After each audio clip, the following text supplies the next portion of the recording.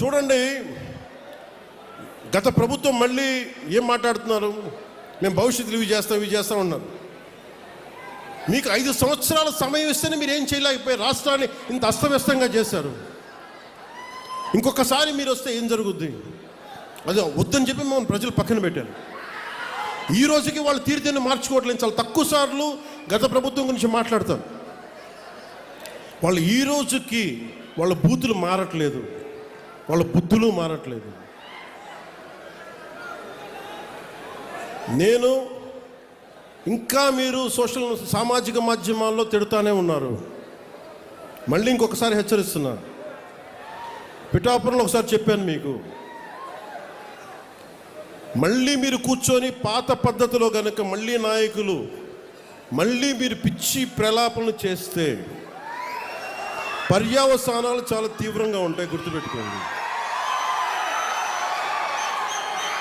మిమ్మల్ని మీరు కానీ మీ నాయకులు కానీ మీరు ఒక క్రమబద్ధంగా ఒక పద్ధతిలో మమ్మల్ని విమర్శిస్తే తప్పులను మేము సరిదిద్దుకుంటాం, వివరణిస్తాం.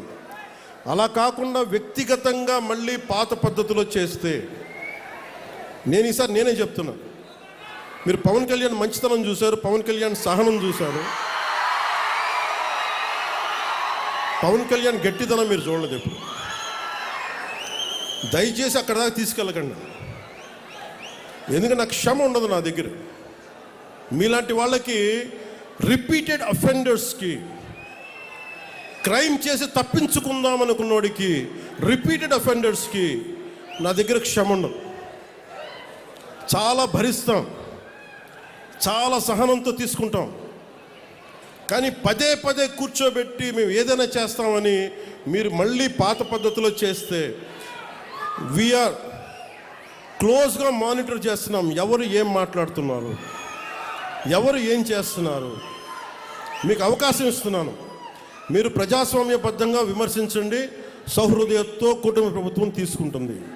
మళ్ళీ హద్దులు దాటి మాట్లాడి మేమే వచ్చేస్తాం 29లో అంటే నేను చెప్తున్నాను కదా, మళ్ళీ ఈ రోజున నా రాజోలు గడ్డ సాక్షిగా చెప్తున్నాను కదా.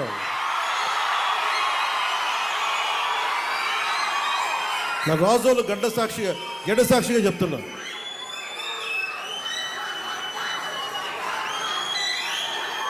మీరు అలాంటి ఆశలు పెట్టుకోకుండా జరగవు. ఎందుకంటే ప్రజలు మమ్మల్ని నమ్మారు, మేము వాళ్ళ ముందుకు తీసుకెళ్తాం. నేను మీ చేత మీ ఏ సమస్య ఉన్నా కానీ మనందరం కూర్చొని, ఉదాహరణకి మన ఆటో డ్రైవర్ సోదరులు ఒక సమస్య చెప్పారు, మాట్లాడుతాం దాని గురించి. ఓకే, సమస్య ఏముంది, కూర్చోబెట్టి మాట్లాడి, ప్రజాస్వామ్యం అంటే అదే కదా. ఒక సమస్య ముందుకు వస్తే మనం వింటాం, దానికి ఎలా పరిష్కార మార్గం వెతుకుతాం. అందరం కలిసికట్టుగా దేశాన్ని సమాజాన్ని నిర్మిద్దాం. అంతేగాని క్రిమినల్ యాటిట్యూడ్ తోటి ఎవరు వచ్చినా కానీ, అది నా పార్టీ జనసేన పార్టీలో ఉన్నా కానీ, కూటమి పార్టీలో ఎవరున్నా కానీ, ప్రజాస్వామ్యాన్ని గౌరవించిన నాయకులు ఎవరైనా సరే, నా సొంత పార్టీలో, మన సొంత పార్టీలో ఉన్నా సరే, జనసేనలో ఉన్నా సరే, నేను ఉపేక్షించను.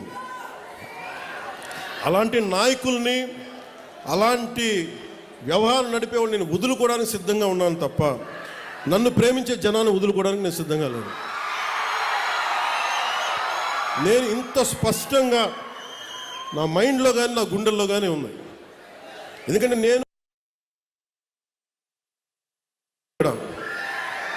ఈరోజు మీ పెద్దవాళ్ళు అయిపోయారు, 40 ఏళ్ళు 50 ఏళ్ళు వచ్చేసినాయి.